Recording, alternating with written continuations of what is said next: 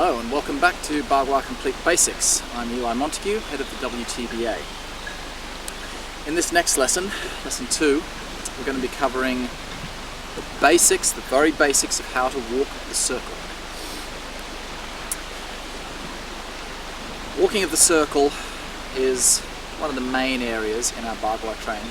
We learn a lot of very fundamental and core principles from our circle walking. So, although it may not seem like much, don't go straight onto the form and forget about your walking. Of course, when we practice the actual Bagua form, we walk the circle between each palm change. So we walk the circle 16 times throughout the Bagua circular form, or 17 if you walk once again at the end of the form. So, I'm not saying master your circle walking. It's said that the traditional way to learn Bagua is you would literally just walk the circle for many, many years, and you wouldn't move on to the form until you have actually perfected the circle walking. I disagree with this way of teaching in all aspects of training.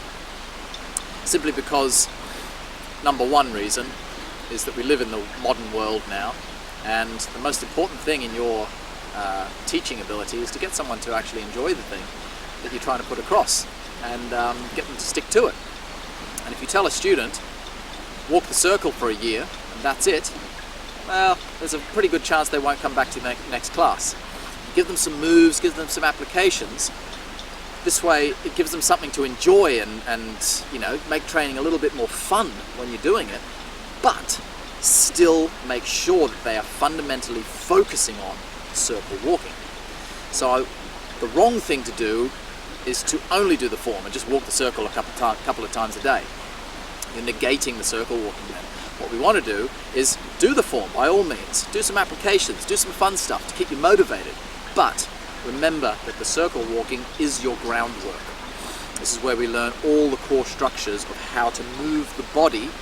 This is of course the step on from the Qigong lesson that we gave earlier. Oh, before I carry on any further, make sure you've watched lesson 1 and also the introduction, because there will be certain things I will not be covering in detail in this lesson because they've already been covered in the previous lesson. So the previous lesson and the introduction will of course be listed in the description. So you can click on that, have a look at that first, because yeah, a lot of the core principles covered in those lessons apply to what we're doing here. So, importance of the circle walking. When we walk the circle, now there are many, many different ways of walking the circle. I have my way of doing it. It's the way that my father taught me and the way that his teacher taught him. Well, it's the way that his teacher taught him and the way that he then understood it himself and developed it into, not his own way, it was still the original way that he learned, but of course he tweaked it here and there to better suit his system, which is now my system. The important thing to understand about the circle walking is that you're doing something. So regardless of what style of Bagua you're practicing, you might be studying, you know, several different styles of Bagua. And all I would say, the fundamental principle is, if the Bagua you're studying says to you, you know, do a set of movements, do a palm change of some kind, and then walk around the circle, and then do something else, come back in, and then walk around the circle, well, what are you learning from that? You're not doing anything. So, I've seen many different styles of Bagua have different ideas and principles behind the way that they walk the circle. And I wouldn't knock any of them, as long as they are doing something to generate some kind of movement understanding from the practice. But if you literally just hold your hands like this and walk, well, you're literally not learning anything. You may as well just go for a walk down the street. You're not bringing in any other core principles. You're not learning how to connect the center to the limbs. And I personally think connecting the center to the limbs is one of the most fundamental skills that we learn from walking the circle.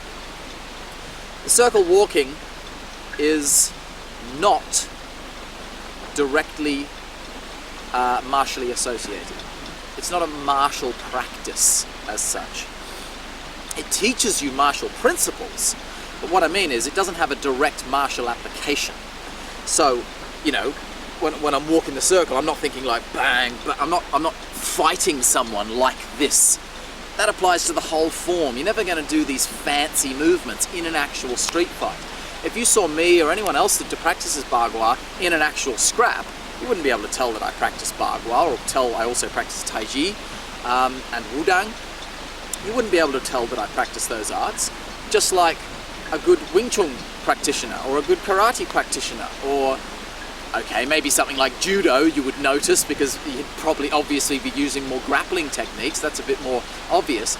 But any striking based system, when it comes down to a fight, you're not realistically going to be able to tell what style they do. If you see someone shape up in a fight and they do a Bagua thing, or they do a Tai Chi thing, or they do a Wing Chun thing, or something like this, it means they don't really know what they're doing. They're trying to fight with their form and their techniques. We use the forms and the techniques to teach us body mechanics, to teach us how to connect our center to our limbs, whether that be the hands, the elbows, the knees, the feet, and so on. So we connect. That's what we're learning from walking a circle. Along with balance, timing, coordination, stability, grounding, all of that other good stuff that we always practice, but it's that connection to the center. So when we're walking the circle, as I said in the beginning, we must be doing something with the body, engaging the core, engaging the hips, engaging the thighs. Everything must be working to teach us something. If we're just walking, we may as well walk down the street or walk in the park or something. So I've seen other practices of Bagua. For example, I'm just mimicking this now. I've never practiced this style, but I saw someone doing something along the lines of this. I don't know what style it's from, but I saw someone snapping the knee up in some shape like that. I don't know if that's correct what I'm doing, but it looked something kind of like that. And I thought, when I was much younger, I thought, oh, that looks a bit silly, you know, I didn't understand the movements, and I still don't, because I haven't actually looked into that particular style of Bagua myself. However, I'm not going to knock it because I've never looked into it. Maybe they have some specific reason for why they're doing that particular movement. But I still respect it because at least they're doing something. And that's the key point. They're walking the circle, whatever it is that they're doing, and they're at least learning, I don't know, they're learning about tucking and boom, preparing for kicks or something like that. So I'm sure there's some kind of principle that they're learning by doing that particular practice. They're not just walking around the circle, as so many schools teach in Bagua. Even right from your very first lesson, I would never teach even the most beginner of beginners. I would never teach a beginner to go like this. I don't even tell, if you haven't learned how to walk yet, you shouldn't even be holding your hands up. We start right from scratch, just let's get the legs working. So let's start right from here and start walking the circle. I'm going to layer the principles one on top of the other. So we're going to go over one principle first, then we're going to layer the next and the next on. Keep in mind, these are only the basic concept principles. I'm not going into advanced principles in this series. So they're what I feel are the most important things you should be focusing on if you're a beginner student to Bagua. Okay, so remember, all the stuff that we did in our Qigong lessons, we must apply now to our circle walking. So when we slip the foot forward, we must sink. So we're sinking in the thighs, we're finding that sweet spot in the heel, in the center and left and right of the foot. Remember, go back and have a look at the Qigong video to know what I'm talking about. So, we tuck the pelvis under, lowering the back. We lift from the chin, lift from the crown of the head to tuck the chin, like so. We hold the shoulders back and down to make sure they're nice and relaxed. We sink in the thighs, no weight in the front leg, and so on. So, these principles I've already covered. So I'm going to go now into the mechanics of how to walk, what we're doing with the legs. The very first thing we do when we start to walk is understand that the weight must sit into the rear leg, like so. So just hold your body like you're doing your Qigong, with that vertical spine, nice and relaxed, pelvis tucked under, like so. And you're just going to sink your weight into your right leg, or your outside leg. If you're going the other way, of course, it would be the other leg. We'll start counterclockwise, like so. You're going to sink your weight into your right leg. Oh, starting position, just put your heels together and your feet are at 90 degrees to one another. And then just turn yourself so you're kind of facing around the circle, like that. Okay, so you're simply going to sink into the right heel, into that sweet spot that we talked about earlier, and slip the left foot forward. So that the heel, as you can see, is just touching on the edge of the circle, like so. That's what I'm looking at. So both my heels now are on the circle. Okay. Now the first thing that we want to get learnt is how to stabilize in that rear leg. Notice how I haven't put that front leg on the ground. So it slips forward, but the foot's actually just a tiny half an inch off the ground. We don't want to hold it up in the air. This actually makes it much easier to hold your balance. So we're looking at, in an application, for example, you could use that particular body mechanic, right? Now you could use that body mechanic and maybe take a kick across someone's knee, for example. Drop your weight. But that's not what we're doing here. That's a martial progression of what we're learning here. We're doing it a more difficult way than actually throwing the kick, by slipping the foot and holding it literally just half inch off the ground. I can just feel the fibers of the carpet touching the sole of my foot. But there's no pressure in that front foot whatsoever. It's totally centered. So all my weight is in my rear leg at all times. And when you slip forward, another most important area here is what we covered in the Qigong, to sink through that sweet spot of the standing leg. So what tends to happen is, as you slip the left leg forward, watch what happens. See what's happened now? My weight has transferred onto the ball of my right foot. I don't want that to happen. This is indicating I've got forward intention.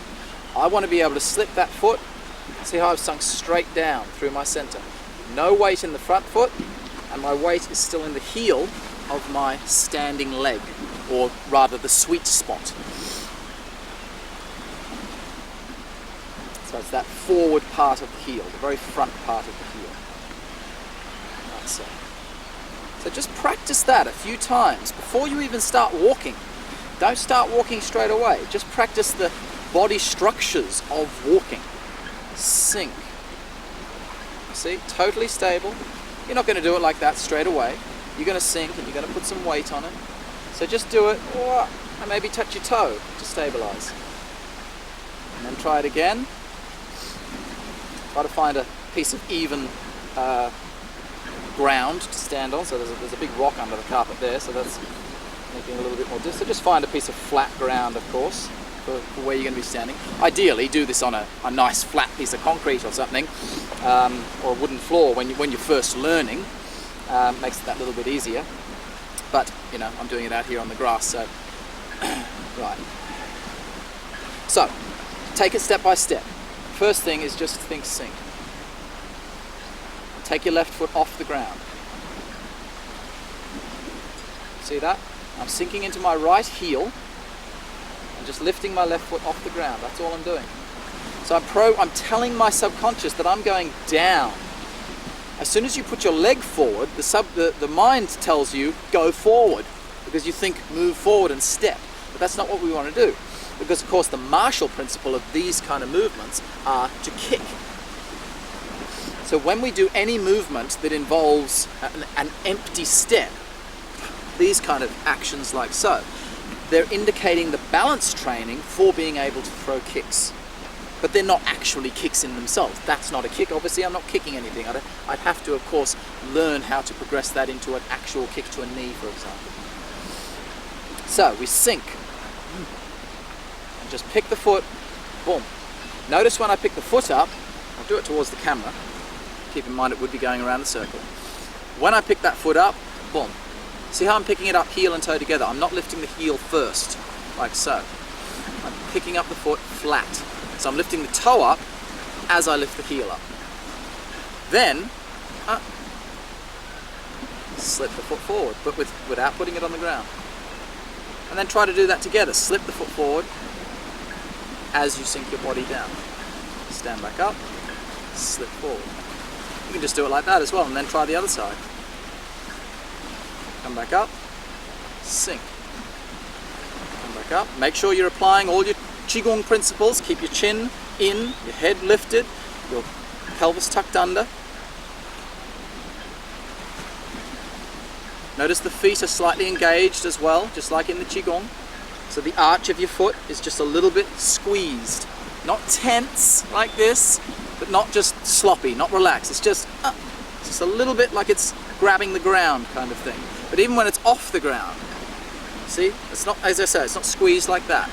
It's just a little bit of a flexion in there, just a little aliveness. The foot is awake. So this is a good training exercise. Just begin before you can even start walking the circle. Sink and slip. Stabilize. Even move it to the knee. Just feel that sinking down through the left heel. Take it back, take it in, stand back up. Have your hands just relaxed by your side so you're not using them to balance, counterbalance your body. And try it left foot. Bring it up, bring it down, bring it back in, stand up. When you stand back up, make sure you bring it in first and then stand up all in that one leg. Then change the weight and put it into your left leg. Slip forward. Take it up, take it down, take it in, take it up. So you're just getting used to the motion of the front foot moving without anything else moving. Okay, so that's the easy way to do it. That's the first one. We're just sinking straight down, boom. Foot's off the ground. Up, 2. Up. Okay, so you've practiced that for a while. Make sure, of course, that, very important rule, I've already said that, but just very, very important. Don't lean backwards as you put your foot out. That's counter-weighting. We don't want to do that. We want to sink down. But also don't go like this either. See? Just sink. Just keep your body straight and relaxed. And back up. Okay, once you've got that, once you're fairly comfortable with that, you're going to place that foot down on the ground. Like so. Okay? Now, after you've done that, we're now just going to walk the circle. We're not actually going to apply everything we've just done so slowly and controlled like that. We're just going to get used to the basic kind of motion of walking around the circle. Then we're going to come back and analyze the steps.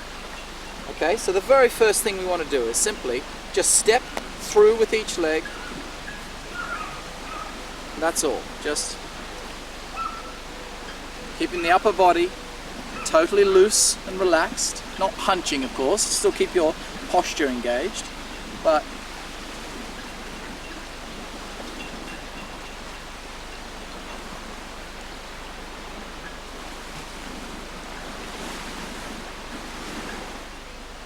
okay, so the core principle we want to look at here, just one thing to look at, well, 2 things.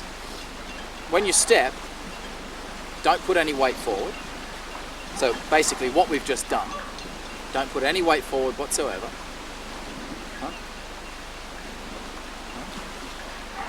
But now what we have to do is we have to do it off the back leg. So we've got to shift our weight forward and then step through, but still without putting the foot on the ground.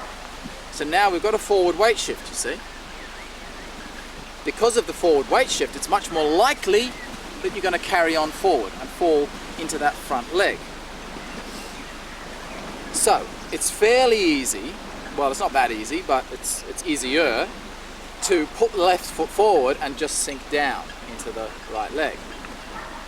But to bring one foot forward, you've got to be able to control yourself to throw your body weight forward, but only to that point, you see.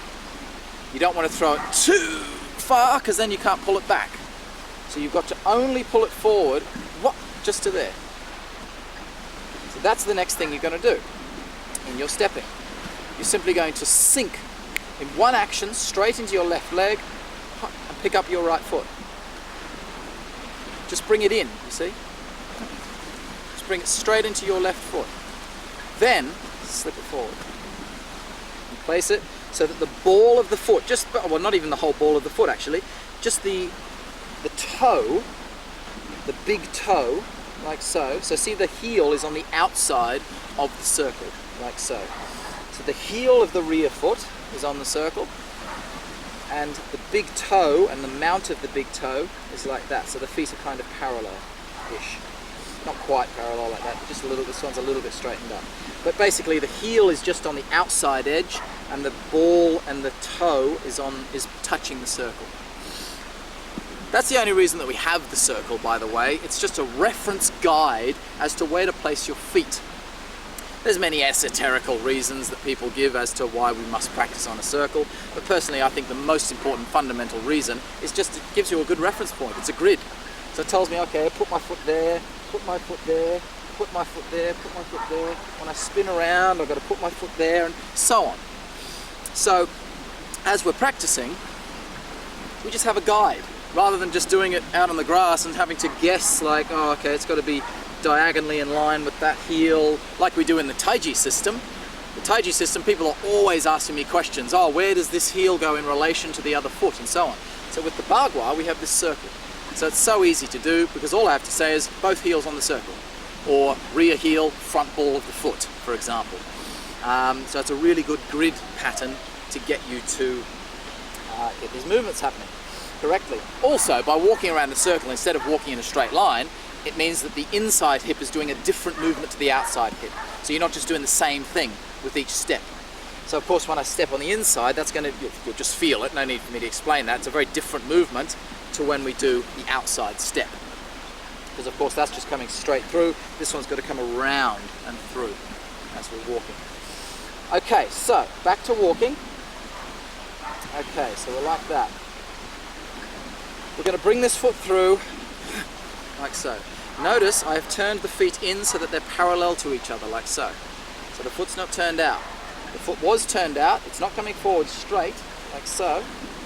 It's coming and turning inward, like this. Indicating that I can't do it like that and keep my hips this way. If I simply turn the feet to parallel, watch. See how my hips have turned naturally. My hips are facing this way along the circle. Now they're facing inward slightly. And now when I push the foot forward, they turn back to the right. So now we're getting the hips engaged in the movement. So the hips are now going to go left-right,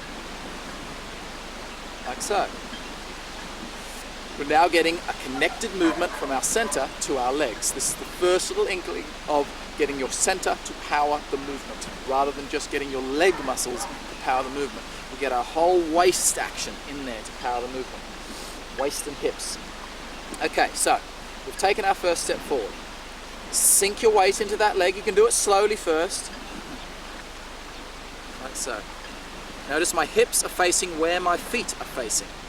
The weight is going down through that left sweet spot. Now I'm going to arc the right foot out back onto the circle, like so. Notice how it did a little arc motion.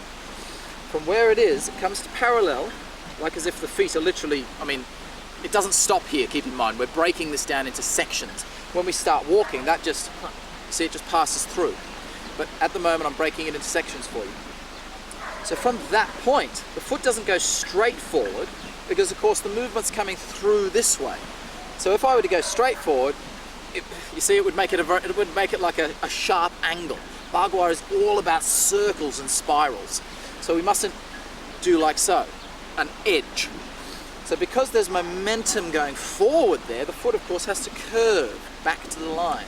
So if you just watch the feet closely, I'll just do it very slowly, the foot's going to come in and pass it and then come back to the circle. See, so like so, a little clockwise circle, like so, 1 and 2.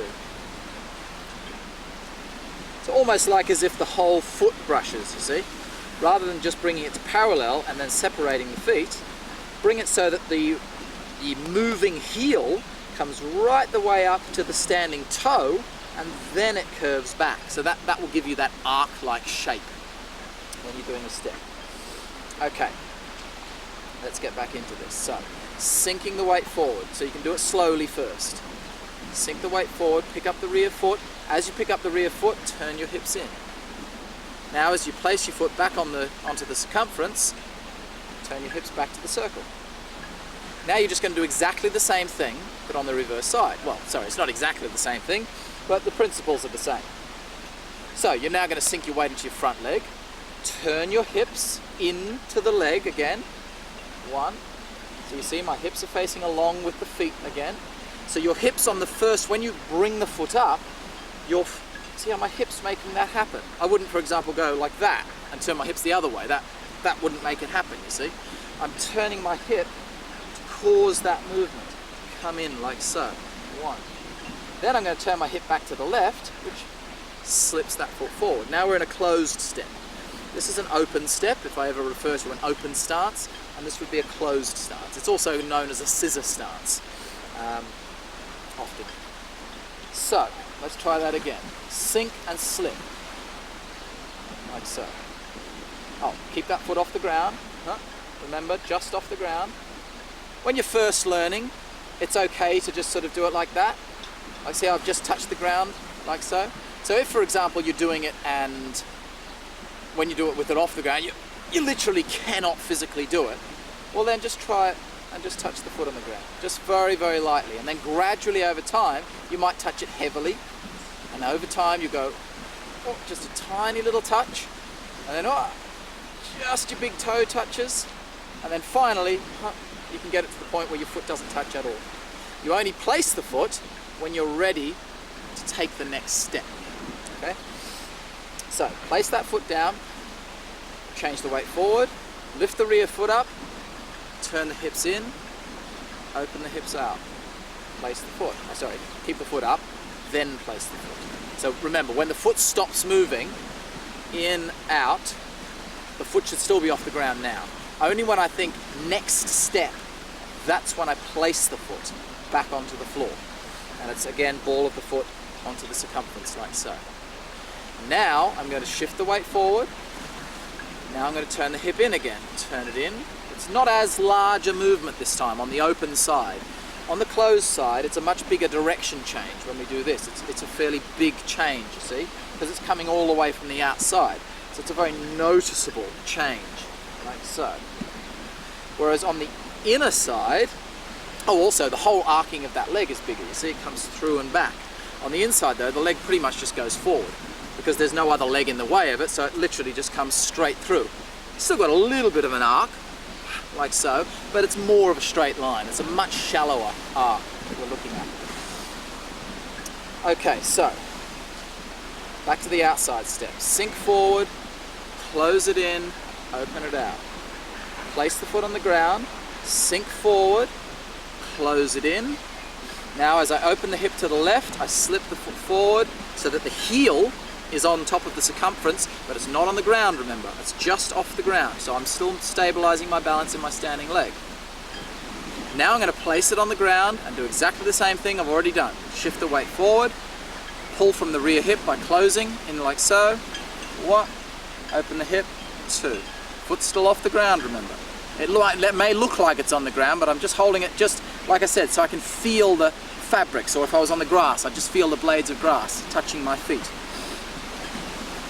Shift the weight forward, close the hip, open the hip. Shift the weight forward, close the hip, open the hip. Once you get to that point where you're feeling rather stable as you're doing it, then try to get it in one motion. Okay, still nice and slow and controlled, but I'd say, well, let's break down it into a little bit less broken down. So shift your weight forward and at least do the step in one motion. So you're still going to break it down into two stages. We did it just then in 3 stages. 1, 2, 3. Now we're going to break it down into 2 stages. 1, 2. See? Make sure you still get that arc. What tends to happen is, especially this outside leg, because it's the more difficult step, people tend to go 1, 2 correctly, and then what will happen is they'll just go 1. You see, that was just a sweep directly into stance. That's what we don't want. Now, we're not doing anything special. We're not learning about how to connect the legs to the hips anymore. So you must make sure you still, see? This is what should happen when you're walking with your feet. Your feet, it doesn't happen when you're wearing no shoes. I don't want you to actually smash your ankles together. If you're wearing like a floppy shoe, you will see a little bit of a brush of the shoe. You can't do it with bare feet because the only thing that can touch is your big bone on the ankle there, and you don't want your ankles clanking together. You can't hear these pants because they're very soft and there's a bit of wind noise going around, but if I were wearing trousers like a linen pant, you'd hear this happening. So you see, you'd see something there brushing between there if you had a shoe or a pants on of some kind that will brush. Of course, if you're not wearing anything, nothing's going to brush and you won't hear that. But that's why they used to say, the classics said something like, you must hear the trousers brush up against each other when you walk. Well, that only really depends on what kind of pants you're wearing. These kind, they're very soft cotton sort of thing, and they simply don't make any noise, no matter what you do with them. But wear some waterproof Gore-Tex pants or something like that. They make a great noise. Okay, so 2 stages now. Shift the weight forward slowly, ground yourself, feel stable, just let your arms relax. Now step 2 movements, but in one go. So left turn and right turn in one motion, 1, 2. Still totally centered on that rear leg. Place the foot, shift the weight. Now same thing, 1, 2. Right turn, left turn, as I step, 1, 2. But I'm still maintaining my weight totally on the back leg. Place the foot down, shift the weight forward, 1, 2. Like so. Place the foot down, shift the weight forward, 1, 2. So you can now begin to feel that the hips, every time you step, are causing that step to actually happen. And you're not getting, as I say, not just getting the legs doing the movement. You must make sure you get that direction change. If you see someone at a very advanced stage of their Bagua training, when they do their little hip change, for example, if I did this movement here, actually walking the circle, see that little movement? It's just, it becomes a very small movement later in your practice, as does everything. We learn things a little bit more exaggerated, a little bit bigger when we're focusing on them, simply because to do them too small, you won't understand where the movement is. So we do everything a little bit larger when we're learning. But as I say, if I did that step myself, that's all that would happen, you see. It just becomes a little shake, but there's still that opening and snapping back every time I do the movement. So all the principles are still there, they're just more refined as you get to an advanced level. So when you see, if you see me doing it in some other context or any other teacher, and you might think, oh, he's not turning his hips like I was told in the basics, well, he probably is turning his hips, but just at a very small level. I mean, there could be a chance that he's not turning his hips as well, depending on who it is. All right. So, next stage from there, what are we going to do? We've now got to try to do all those 3 stages in one hit. So we've got to shift the weight, bring it in, bring it forward, all in one motion. You're still going to do it fairly slowly to begin with, so we've obviously slipped that left foot forward. Now shift the weight, step and slip. Like so. Bring it back and try that again. See? Making sure now is the time when you're probably going to find, see, the foot didn't do the right movement then. I only turned my hips to my left, you see? I turned left and just pushed the foot forward. It swung around like this. It did not brush my other foot. So you must make sure, you see, keep it in tight. Don't let it swing around the outside. From there, like so, tight. Oh, actually, that's another good point. Try this first before you go on to that. Do the first 2 stages as one movement.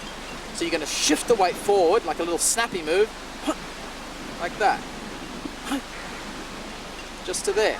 So sink, almost like you're dropping into that left foot, and just bring your feet to parallel, but that foot's off the ground. And then you ground it and you can put that foot forward as you like. So try that a little bit. 1.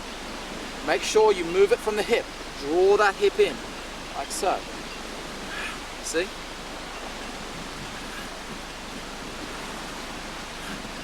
And then 2. Now I'm going to do the same thing on the outside. I'm going to draw it in, and then turn and slip. Draw it in, turn and slip. Draw it in, turn and slip. Okay? Then go to doing the whole thing as one motion of the body.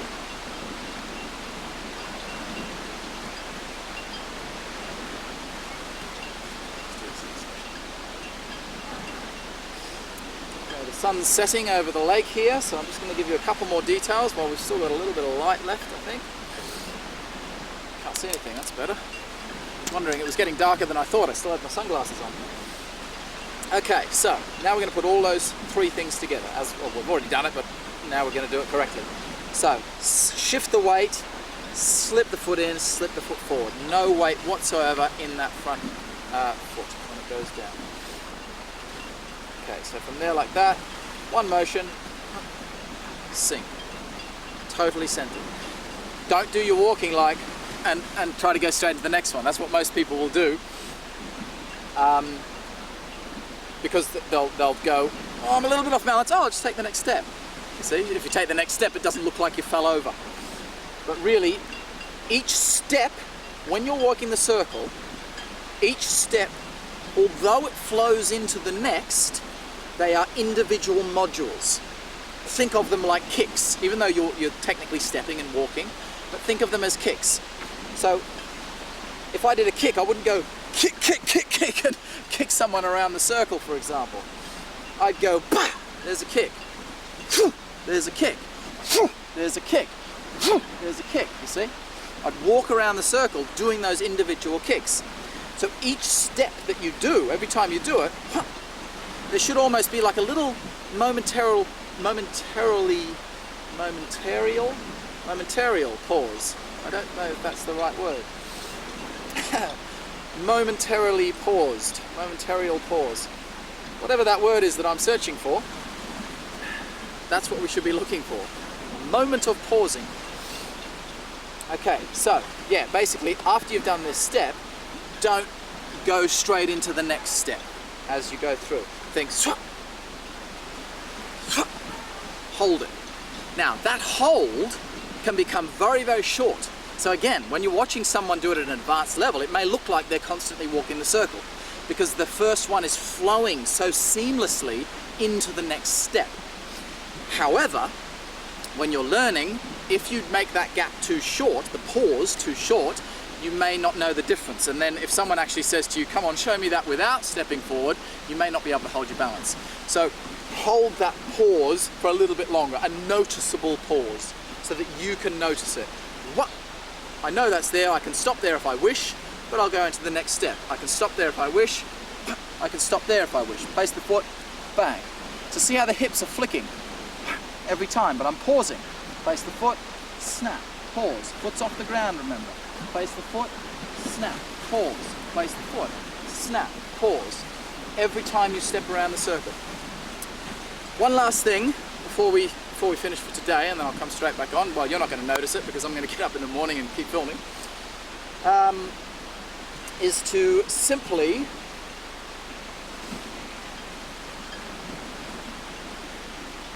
open the hip before you step. Now it's a very passive movement, but it's important to know that it's there. So if I'll use the closed hip to explain it. So I'll go the other way so you can see the closed hip. No, that doesn't make it any difference. What if I come over here? That's better. Okay. So don't worry about the feet. I think you're just missing my feet there a little bit, but don't worry about that. That's not important. Watch the hips. As my weight shifts forward, you can see my hips are now facing where my feet are facing. Now as my weight shifts forward, watch what happens. I'll exaggerate it a little bit so you can see it.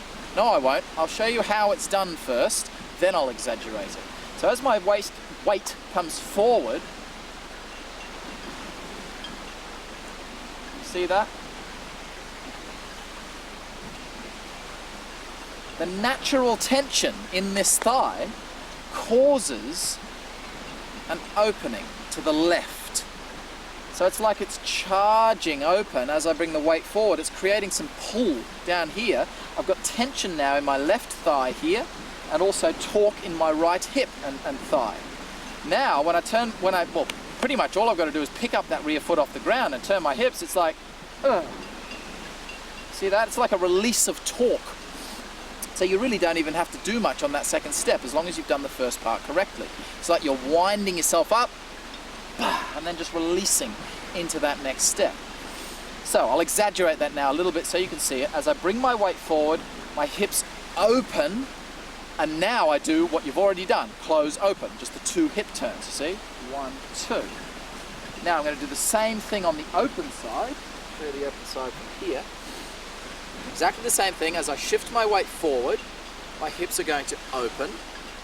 The correct way would just be that. See, there's closed, there's open. So it's not much different. It's just a very subtle movement. Don't think to yourself, I don't want to see anyone going like this and, you know, doing huge big hip turns. They're not that. And if you try to do it that large, you're going to fail. So when I said earlier about doing things larger in the beginning of your practice, that is important, but don't do it so large that it makes the movement silly. It makes it actually break the principle. So you can only exaggerate something to a certain extent without actually changing what you're learning. And that's very important to understand when you're learning. So I can exaggerate that just a little more. See, now I'm still stable, I'm still feeling the nice pulls, I'm still seeing what's happening. If I go like that, now I feel totally different, unbalanced in the stance. So, open your hips. Now, close open as you step. 1, 2. Open your hips, close open as you step. 1, 2. Open your hips, 1, 2. But remember, that opening of the hip, that initial opening of the hip is very, very subtle. It's just, see?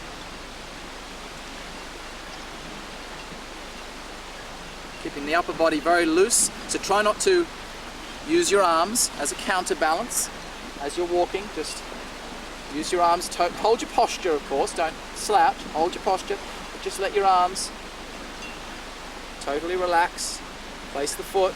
So there's actually 3 turns for every step. The first turn is just a totally passive turn. It just happens because of the tension in the rear thigh. But then the second 2 turns, they're active turns. I'm causing them to happen by twisting from the waist and the hip. So yeah, as I shift the weight forward, there's 1, 2, 3. Place the foot, 1, 2, 3. That's how small it becomes. 1, 2, 3. But do it a little bit larger as you're learning. Open, close, open. Open, close, open. Open, close, open. And so on, as you're walking through.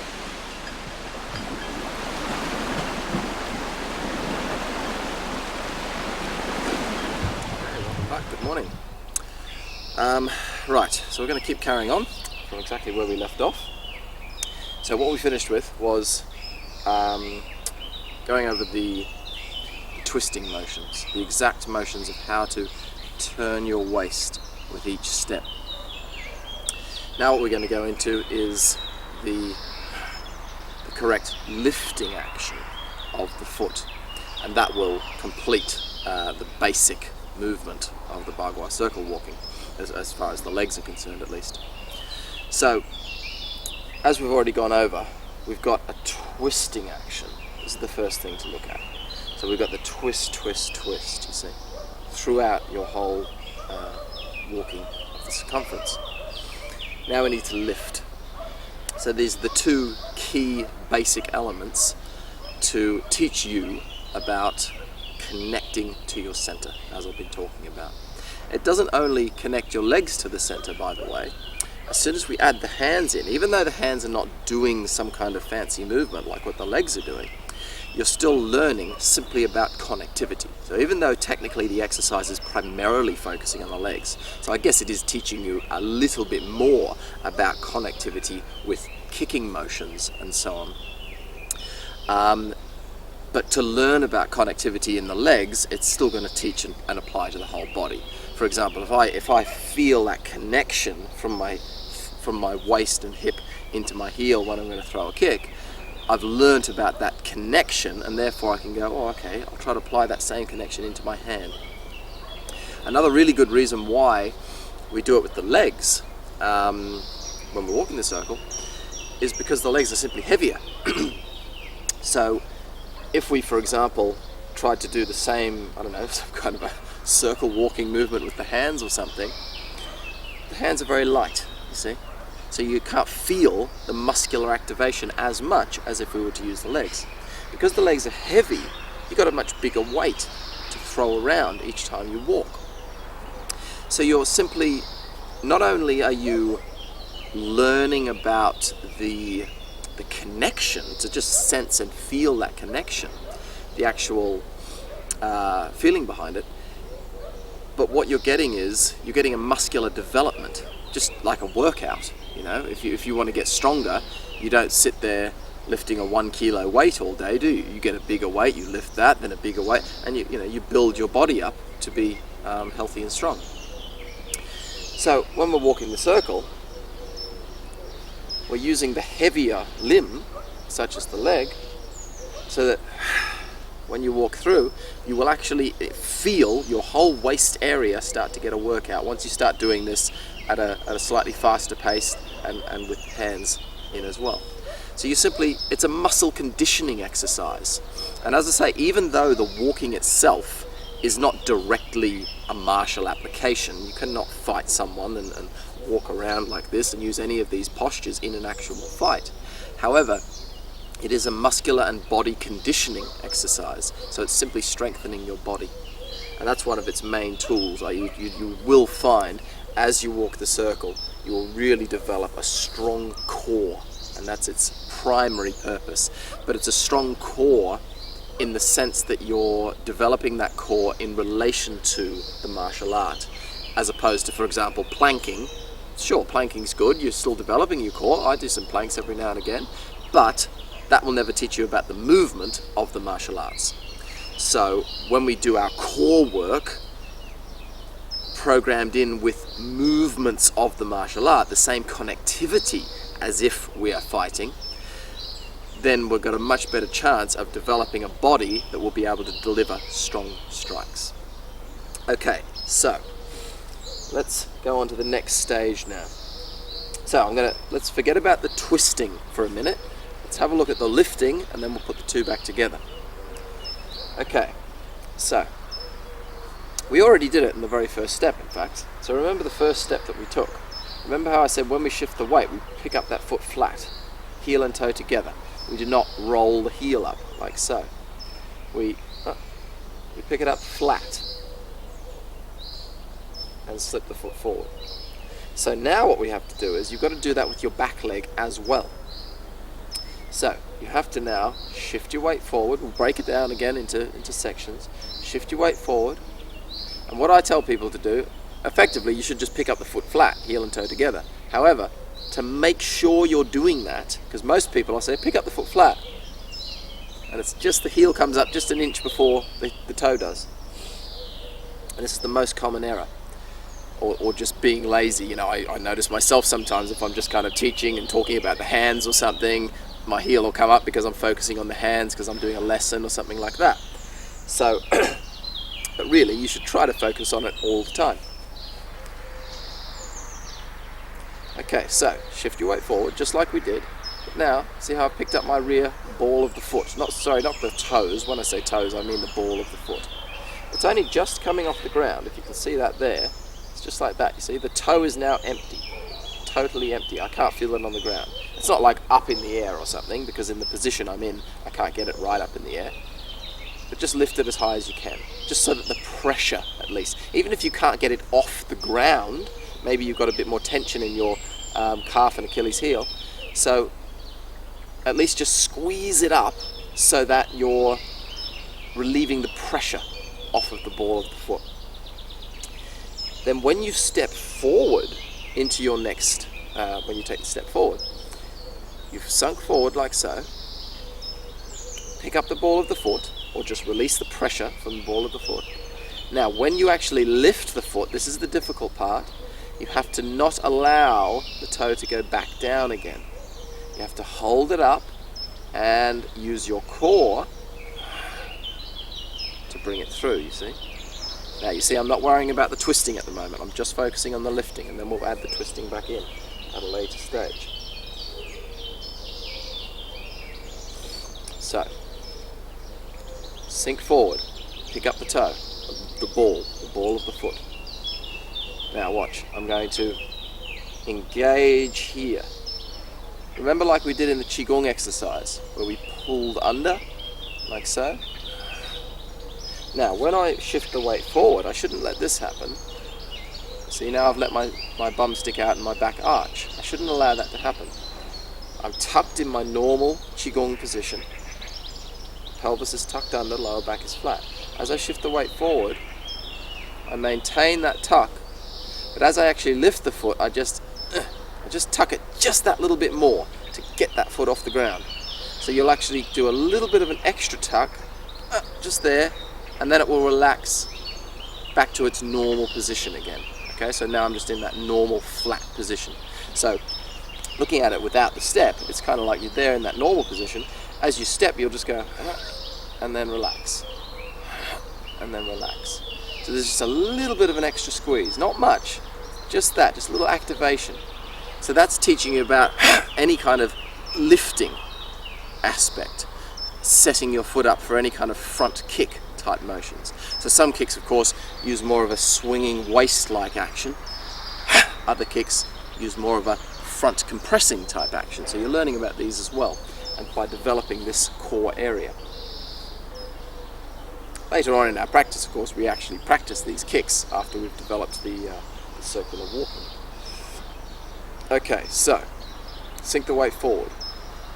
Keep your pelvis tucked. Lift up the ball of your foot. Now, without letting the foot roll back down, hold the toe up. Pick up the heel all by itself by pulling here. See? Now shift the weight forward again. Same thing, maintain that tuck. Don't let your bum stick out. Keep the tuck on. Pick up the ball of your foot again. Now same thing, a little extra tuck to pull the foot through. See? And place the foot. So we're just worrying about the forward tuck now, not the twisting. Sink the weight forward, pick up the ball of the foot, forward tuck, and relax. Same again, pick up the toe, forward tuck, and relax. Okay, so that's the tucking motion that we want to go through. The twisting action, the left, right, lefts and so on, that we did earlier, yesterday, they're just as important as this tucking action. They're both equally as important. However, because the twisting is a bit more obvious, it's a bit more clear to what's happening, it's less likely you'll forget to do it. You see, because as I said, all you have to do is think about brushing the feet past each other and you should get that correct. However, with this tucking action, because it's very difficult, people tend to be lazy. So this is actually, I'm not saying it's more important, but it is more important to keep your awareness of, because it's more likely that you won't do it. So, you're going to sink forward, really focus on drawing that toe up. You're also strengthening everything down the front of the shin by doing this, because you've got to pull that toe up, you see. So you're strengthening all those front muscles, the tibial muscles and so on. So pull it up, and okay, now if I roll the foot, see, now I'm pushing myself forward. I'm using my calf muscle just a little bit to push my weight, that last little bit to sink down, and now when I pick the foot up, well, it's easy. See, I didn't have to do any work to get that job done. So I want to do work because I want to develop my body. I don't want to do it the easy way. Like I said in the beginning, we don't want to just walk around the circle. You want to do something that is teaching your body something. So, as soon as you let the heel roll, you can bring the knee in. And if the knee is in, no work. But if you keep the heel down, pick up the toe, and now pick up the heel, I can't do it, you see, because there's still weight in that rear leg. So I've got to learn more now about sinking. I've got to really sink into that front leg in order to be able to pick up that rear foot rather than just pushing myself forward. So effectively you're learning, when we're stepping, a good thing to think about is that you're pulling that rear foot forward, you're not pushing it forward. So you're not utilizing this action in the foot to push with the calf muscle to throw your foot forward.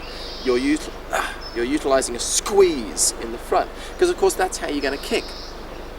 If you're going to do a kicking action, typically speaking, we always kick off the front leg in Bagua. The only time we kick off the rear leg in an actual application is, for example, maybe you've done something here first, something's happened, so you've already closed with your opponent. So I don't know, perhaps you've struck him in the head already. That's where you can bring in something off the back leg, because something's already happened. Same kind of principle with the hands. If I'm going to hit someone, I'm going to hit him there, off the front hand, you see? I'm not going to start with a punch off the back hand, or palm in Bagua's case. However, there's nothing wrong. Obviously, I've got to hit with that hand at some point, so after I've done something, then that rear hand can come through. So it's the same thing with the legs. If you've already closed, then it's okay to come off the back foot. But if you're preempting something, if someone's coming in, or you don't know what's happening, boom! That's where you want to be, you see? So you're always moving your body. You're not just staying stationary, like so. See, and then you're preparing for what's happening next. So you're always getting out of the way. You've kicked him and you've moved to the side and things like this. But what I'm saying is, because it's coming off that front leg, well, even if it were coming off the back leg, in fact, that little sort of push from the calf muscle like that, that's not going to give you any power in your kick. It's this. It's either, well, depending on the kick, it's either this twisting action from the waist, or this squeezing and lifting action from the waist. It's going to give you power in your kick. There's a lot of other stuff that comes into the power of kicks, of course, but just a basic understanding of relating it to what we're doing in the circle, of course, and circle walking. So, effectively, what I'm saying is, if you push from your heel, this is not training you to get any kind of power for those kicks, because in a real kick, that little motion isn't going to develop the waist power. In a real kick situation, if I'm going to actually throw a kick, I'm not going to think to myself, I have to keep the heel down on the ground and do all of that. Remember, this is just a training tool. It's not actually how we throw a kick. You're doing it in the more difficult way to force your engagement of the muscles to develop this area. If I'm actually going to kick someone, the heel probably would roll up, because I'm just going to move naturally as I would. However, having done this circular training when I'm walking around, because I've developed that strong core, because of this awkward, weird sort of a walking exercise, I've developed that core. Therefore, now when I go to just allowing the heel to come up and moving in a more natural way, I'm now more likely to be able to actually engage that core area of the body. Okay, so let's carry on. Practice that for a while, of course. Get that focused into your body. So really get it so you can feel that tuck coming up. Now what we want to do is, before we go back into the twisting, put your mind here, these muscles here, like so. So the leg that's moving, you're going to feel the pull from that side of the body and then the other side. So you've got like a little yin and yang contraction going on, like you're getting this kind of thing, you see, rather than everything engaging. So when I pick up my rear foot on the outside leg, as I engage this, because of course, the whole front here is engaging, so it's the whole frontal core, but I guess it's the difference between if you're going to do a lower ab workout, for example, let's say you're hanging from a bar or something and you're going to pick your knees up. You could do a double lift, which you'll feel a full frontal compression, or you can do a singular lift, in which case, of course, you'll feel it more on that side. So that's more like what we're doing here, of course. So when we step through, there, straight away, I can feel this tension point right on the inside of the hip through here. That's where I'm feeling the work coming from. That's where the work is being done. Also, of course, although this is it's still a muscular development tool when we're walking the circle, don't think to yourself like, I should do this with, big weights on my legs or something like this. The exercise is more about connectivity from the center to the legs than just pure weightlifting development. So, you don't need to think about it as, a normal ab exercise, for example. You may make it harder and harder and harder as you go along, adding more weight to your exercise to get even stronger abs. But this is more about connectivity. Although it is still muscle building, we're focusing more upon the connectivity. Okay, so where were we? Yes, we're going to feel this here. So if you just put your mind, think about this area, it'll cause you to engage it a little bit more. Again, just like if you're doing some ab exercises, if you just lift the knees, what happens is, most people, you'll tend to just use the thigh, the top of the thigh, and that's the muscle that will be used like that, you see. But if you simply think, just put your mind here,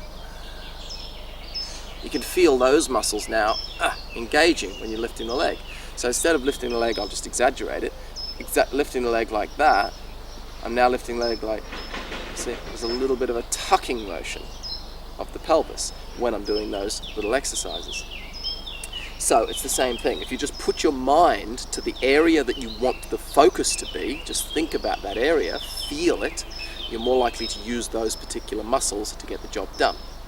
So put your mind here, just literally like that. If you put your fingers on your pubic bone and your palms across your hips, that's the general area that we're going to be using, one side or the other. Okay, so I'm going to use my right side to pull this through, lift up the toe, and I'll feel it through here. Now, of course, as I come forward, now I'm going to feel it here. You'll feel it straight away because that same area that's being stretched when I roll forward, that's the same area you're going to engage now to pull it through.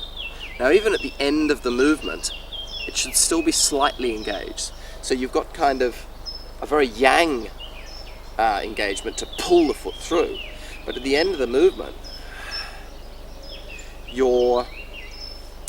after you do it, your foot is, because it's still off the ground, you see, if you place it down on the ground, now I've lost this engagement. But by keeping it up, obviously we still have to use these muscles to lift the leg in the air, even though it's just an inch off the ground. So, of course, to the rear, that's pulling the foot through. So that's where you're going to feel that, that's where it's difficult. Now, as it comes to here, I do feel like, I've relaxed, but I'm still engaged. So it's still there. Again, like I was saying in the Qigong, when we do some of these postures, some of the more difficult ones, you'll feel a strong engagement of the back. But the more simple postures, such as this one, it's not to say that you go totally relaxed in the back. Your back is still engaged, but because there's less pressure from the front, it's a softer engagement. So that's what we're looking at here. As we bring through this rear foot, you'll feel that little stretch. Now engage this little area here, squeeze it by pulling the hips under, and keep this engagement, this little lower abdominal muscle here, like so. I can still feel it engaged. It won't switch off, or it never switches off completely, but it won't totally go yin until there. Now I'm coming forward, so of course the transmission has gone to the other side now. So this side is relaxing, this side is now being stretched. So I'm feeling that stretch here, I pick up the rear ball of the foot, I compress and engage, and bring the foot through. So this has given you your lifting aspect of your foot. Now, of course, we're going to go straight on to the next section, but for yourself in your own practice, you should practice that for the day before going on to the next part. Well, practice it for however long you need to practice it till you feel comfortable with it. Do the hip turning version and then do the lifting version. Maybe do it for a week or something with them separate and then gradually build the two back in together. However long it takes you personally, everyone's different.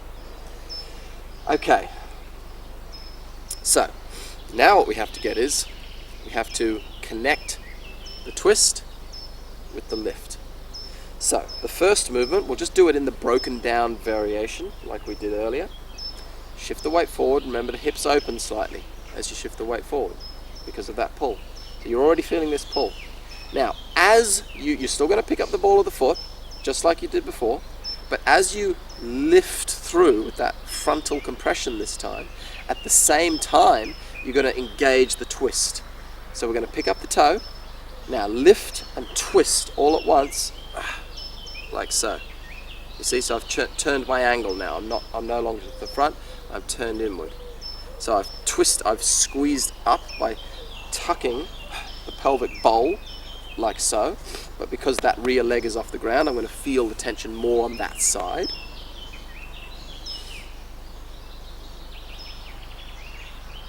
Okay, there's the stretch. Pick up the ball of the foot or take the pressure off it. Now twist and tuck. Tuck and twist. Like so. And now just continue as normal. Do your second turn, or your third turn rather. Back so you're facing along the circumference of the circle. Like so. And again, that little engagement is still there. So really the part that we've added is the lifting of the foot, how to lift the foot correctly. So we engage that muscle there. As we come forward, well, as I say, well, I guess you're still being aware of it. Before we added this section, maybe, like I said, you may have been just using this muscle, the top of the thigh. So now when we're in this position, you're going to be that little bit more, little bit of a tuck, and engage this abdominal muscle here. Same thing, we're going to come forward, let the hips open slightly by that stretch, pick up the toe, ball of the foot, now tuck to lift the heel, and twist to pull it in, tuck and twist. Then, as I say, just let it slip forward as normal. Off the ground, that little muscle is still engaged in through here because it hasn't touched the ground yet. Then I place the foot on the floor. As I place it on the floor, I bring my weight forward, lift that rear foot. Remember, as you're doing this walking, try to apply your sweet spot training. Don't forget about your sweet spot training in your feet. So don't worry if you're going to wobble a little bit, of course. Don't think you have to be absolutely there. But the goal is, now that we're moving, there's always going to be a little bit of extra control from the left and right and forward and back portion of the feet. But try to be always looking for and finding that sweet spot. So if, for example, you come forward and you feel a little bit of extra pressure in the toe, but then you find the sweet spot again, that's not such a big deal. As you progress through your training, you'll find that sweet spot that much quicker, until the point where you just go straight into the sweet spot without having to even think about it, because you just know that's your grounded point. But yeah, always be aware of it. So don't, for example, if I come forward, now I've got the weight in the ball of this left foot, so I know that I'm clearly not in the correct position. So I've got to go, oh, hang on, that wasn't right. There's my sweet spot. All right, okay, now I've got it correct. Now I'm going to sink forward into that sweet spot and think about holding that sweet spot as you come through. What will normally happen is, as you step, you will put weight slightly onto the ball of that stepping leg. And as I say, if it's just a little rock or something, it's not such a big deal, but try if you can to minimize that as much as possible. Okay, so now you're just going to put all of that together, start walking the circle. So remember, the upper body's still just totally relaxed for now. You're simply going to do the whole step now without breaking it down into 3 sections. So just start to walk like so. Place the foot. But I'm getting that lifting engagement. So when we broke it down, we shifted the weight and then I picked the ball of the foot up to then take the step. Now, because you're not chopping it down into different sections, you're of course going to have to pick up that ball of the foot as you bring the weight forward. So the moment you start shifting that weight forward, you've got to think about your rear foot and engage the ball of the foot to lift the foot up. Okay, so the minute you start thinking forward, see there, I'm lifting the toe. You see that? As soon as I start moving forward, lift the toe up instantly. And that way you're already set up, and you can come through. And if your foot's already off the ground, the ball of the foot rather, is off the ground, you can't do it wrong, you see. A lot of people just say, pick up the foot flat off the ground, which is not, it's not incorrect to do it like that. Your foot should just come flat off the ground. That's actually, I would regard that as a more advanced way of doing it. The whole foot just comes off the ground in one stage. But I find that all beginners doing this, they can't quite feel it. They'll always, the heel will come up first. So to really feel that core engagement, lift the toe first, and then get your little twist happening. Okay, place the foot. As soon as the weight comes forward, lift the toe, lift the rear toe. Sorry, I keep saying toe, but of course you know I mean ball of the foot. We're not just lifting the toes off the ground, we're lifting the whole ball of the foot. Whenever I say toe, I mean ball. Okay, so lift the ball, shift forward, and then there's your little twist. Foot still off the ground. Place the foot, lift the toe as you come forward, do your little twist as you come. So as soon as you pick up the foot, that's when you twist. Because of course, as I said, your hips are opening as you're coming forward, like so. And as soon as you now think engage, so the first turn, or the third turn, I guess, because technically that's the first turn when you come forward. But now as I turn my hip inward, that movement is at the same time as the squeeze, as the upward squeeze.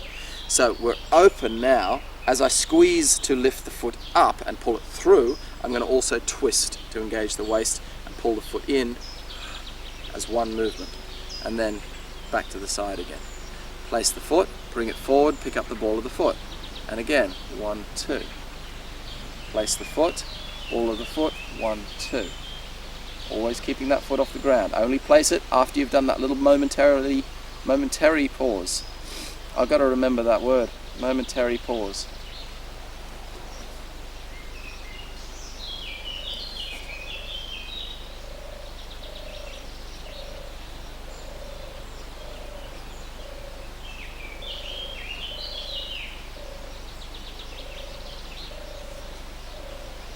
Okay, there's just one more thing we have to do before we start adding the hands in, and that is what's called the slip step. There's something you may have heard if you've been looking up Bagua, it's called mud stepping. So when we step, it's meant to be walking like you're walking in the mud. That has two reasons for being. One is that when you step on the mud, your foot slips forward. So that's one little understanding. The main reason for the mud stepping is that if you've ever walked in, I'm talking about deep mud, if your foot's sunk down into the mud and you bring the foot out like so, you lose your shoe because the mud holds onto your shoe and you're letting your heel out of your shoe, you see? So you're going to lose your shoe in the mud. So what we want to do is if you've stomped into some mud and your foot's gone down with your boot, you've got to pull your toes up and lift the boot like so. Otherwise, your boot stays in the mud. So this is the basic understanding of why it's called mud stepping.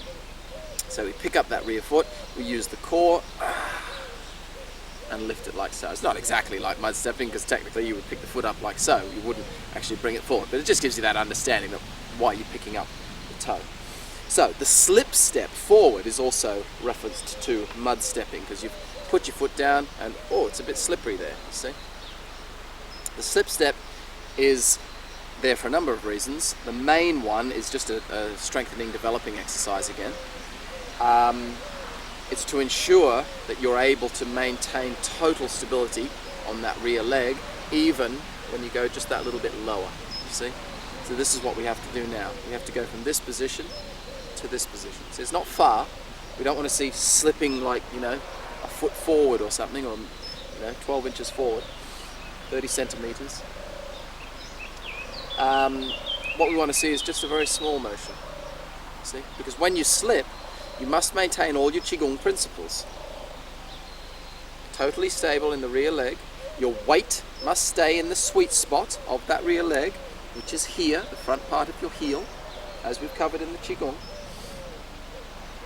So the most important thing when you first do it is, the most important thing is that when you slip the foot forward, you keep it off the ground. That's the very first thing. So your foot's off the ground there, you slip the foot forward. So when we've come through, for example, so I take my step here. So here comes the foot coming through. What? Slip. You see, it's not part of that last step. It's part of the next step. So when you step through, there's the pause, you see? That little pausing motion we've been talking about, the pause is after the step. 1. Now I do my slip step. What? There's my slip.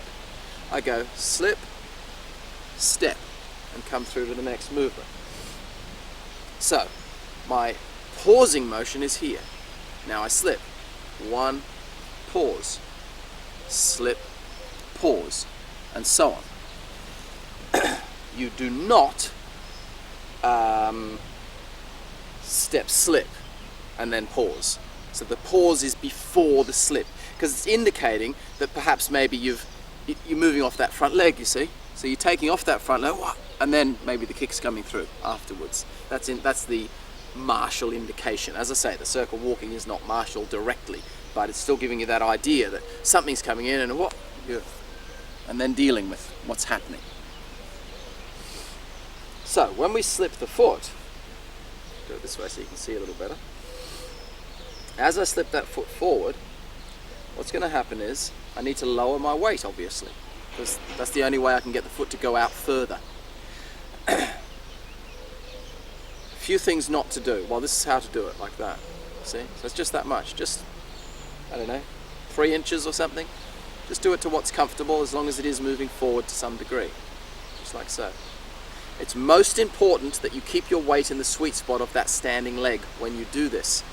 Especially, not just the fact of good balance, but because your knee is going a little bit lower than usual, because you're really sinking down into that stance now. If you rock onto the toe, you can put excess tension on the knee, so we don't want to do that. So, as you're walking the circle, feel your sweet spot, think about your heel, keep it on the heel. So I'm still back, see? The ball of the foot is still lighter than the heel. There is a little bit of pressure in the ball of the foot, because when you're on the sweet spot, if I put my weight on the rear part of the heel, right on the back, then I can pick my foot up, you see? If I put it on the sweet spot, which is just there, there's just a tiny bit of pressure on the ball of that front foot. So that's your normal balanced point. Okay, so what not to do? Don't lean backwards in order to slip it. That's the easy way. So don't go like this. And the most important thing, don't plonk your weight down into that foot. That's why as you slip, you've got to keep the foot off the ground. Don't slip it and place it straight away, because then I can't pick up the foot now. I've put weight straight into that leg, you see? So I must be able to slip and then come back again. This is not how I do it, I keep going forward. But just as a little training exercise before we move on, slip it, bring it back. Slip it, bring it back. Switch to the other side. Slip it, bring it back. Slip it, bring it back, you see? It's just like that opening technique that we did where we slipped forward, like so. Only now we're doing it from the forward position to a further forward position, rather than from back at the heel to the normal position, you see? Okay, so that's adding the slip step in. So we've done all the stuff we've already done, you see? So we've done the pulling, the twisting, and all of this. The moment where we pause is still the same. Then after the pause, we take the next step. So we've brought that rear foot through. 1, 2. There's the pause, right?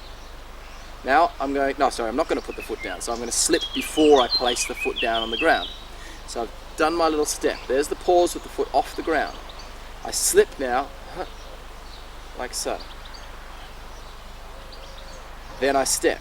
So I go slip, place the foot, and step. Foot's off the ground, I've paused. Slip, weight still in the heel of the rear foot, the sweet spot. Place the foot on the ground, bring the weight forward. I've already slipped. Do all your stuff that we've already talked about. Step it through, pause. Slip, step, what?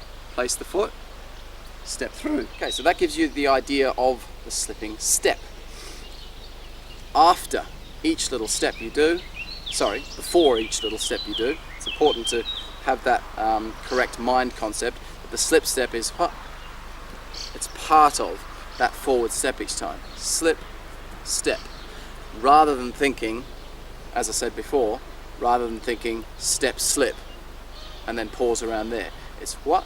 Now I'm going to think slip, step, slip, step. However, because it's part of that next step, it's important to note, because you're thinking, I'm going to do the next step now, you may put your weight forward into that front foot. So that's what we don't want to do. You must make sure, of course, you're centered.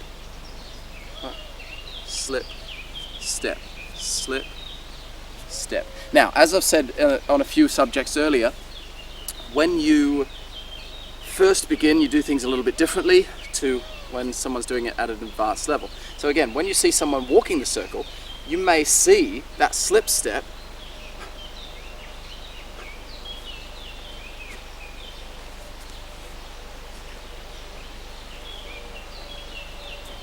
like so. So there's not so much a pause at the end of the slip. After you've slipped the foot forward, we go slip and straight into the next step, you see. But it's important if you're a beginner to do a further pause there to make sure you're not plonking that weight forward. So I know, I can feel, because I've been doing it for a long time, I can feel that from this position, when I slip the foot forward, I go slip, even though I'm going to go straight into the step, I still feel balanced at the end of that slip step. So I don't feel like I'm going, see that? See the difference?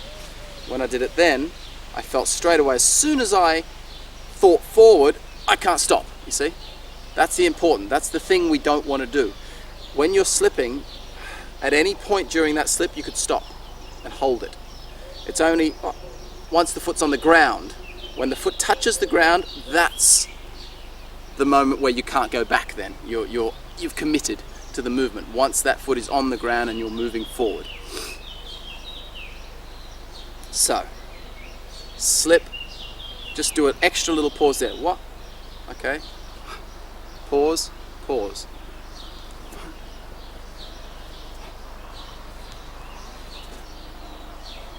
You see, so it's a dropping of the body as we slip.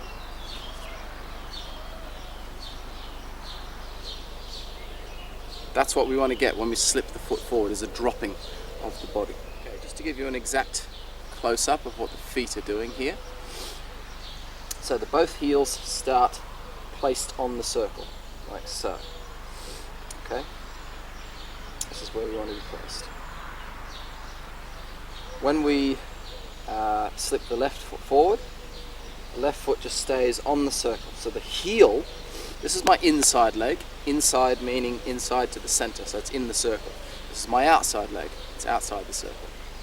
So my inside leg, the foot, the heel is always on the circle. The outside foot, as I bring it through now, like so. Well, when we first start, of course, both heels are on the circle. But after I start walking,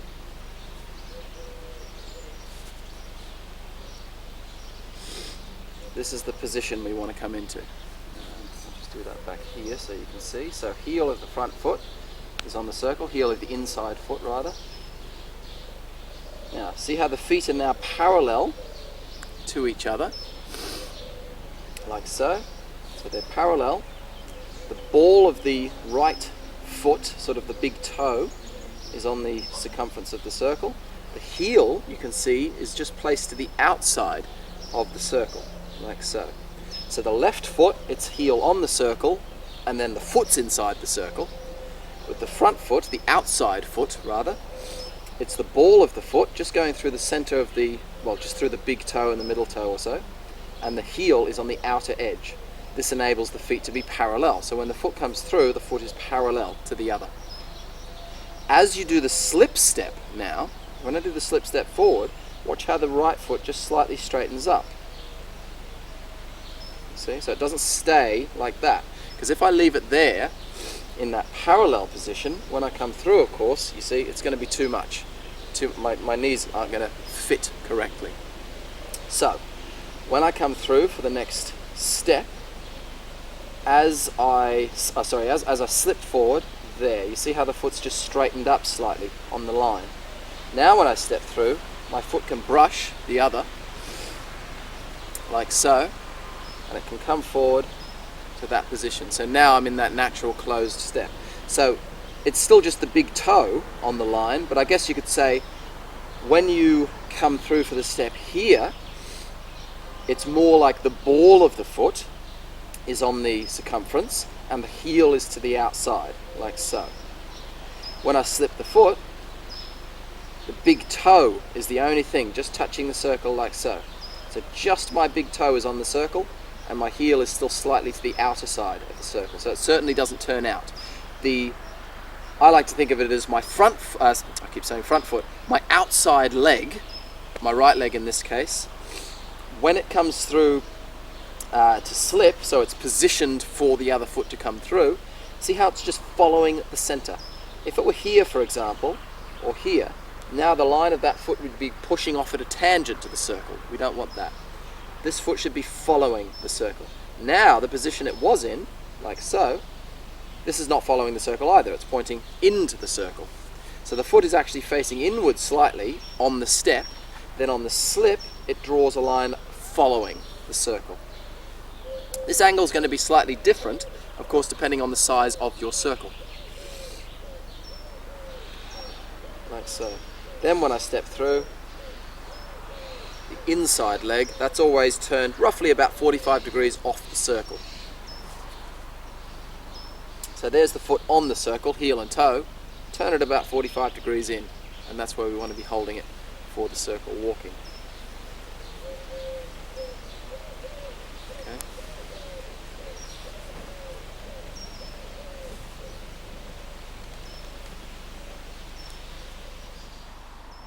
Okay, one little added thing that I didn't put in for the walking, so we're a little bit ahead in the series now, but I'm editing it back in, so that's just hence the different location.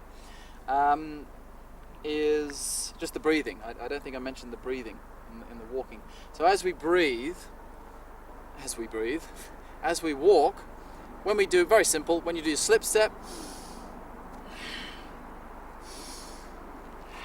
so breathe in as you do your slip, breathe out as you do the step, because that's the more yang part of the movement, so that's the out breath. So every time you slip, you breathe in, every time you step, you breathe out. Very simple concept as you're walking around the circle. Okay, so that's the end of lesson 2 of Bagua Complete Basics. Grounding foundation of your circular walking.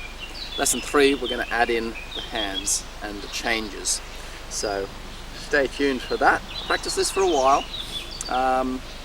You can start putting the hands in fairly soon, but don't let putting the hands in take away from your groundwork. So what I would suggest is, if you're getting a bit bored with just walking the circle with your legs and focusing on just that subject, depends on you as a person. If you're getting a little bored and you want to play with something else, then add the hands in. But what I would recommend doing, do 15 minutes, 20 minutes or something of walking the circle without the hands each morning. So practice your walking just like we've been doing without the hands, and then do some extra practice with the hands. Because as soon as you put the hands in, unless you've gotten this absolutely perfect, by adding a second element, you're then focusing on something else. So chances are you're going to do more incorrect things with your legs. So I'm not saying that's totally bad, because, as I say, you're still learning good principles when you're doing the hand movements. But you will lose a little bit from the legs. So that's why I say, do some circle walking without the hands each morning, and then say, okay, I'm going to do 20 minutes, or what I would say is do 10 minutes one way, switch sides, do 10 minutes the other way, walk the other way, and then do another 10 minutes with the hands, and another 10 minutes with the hands the other way. That way, you're not negating your primary foundation of the lower body side, because that's of course the most important part about your circular walking. So yeah, basically if you add the hands and then always do it with your hands for the rest of your training, chances are you'll never quite refine the lower body. So always practice a little bit each morning. I still do it myself even. I've been doing Bagua for 16 years now, I think. But still, I still enjoy. It's not to say that I'm doing it wrong when I'm doing it with my hands up, but I still enjoy to just go, okay, I'm just going to relax the arms, and really today I'm just going to focus solely on getting the lower body right. Or not, when I say right, I don't mean right because I feel like I'm doing it right. I'm not making errors as such. However, to further deepen my understanding of the lower portion of the body, so I can focus all my attention on that and develop it even further to a higher level. And then of course I'll bring the upper body in to play. Okay, so thank you for watching. Stay tuned for volume 3, where we will add the hands to your circle walking. Thank you.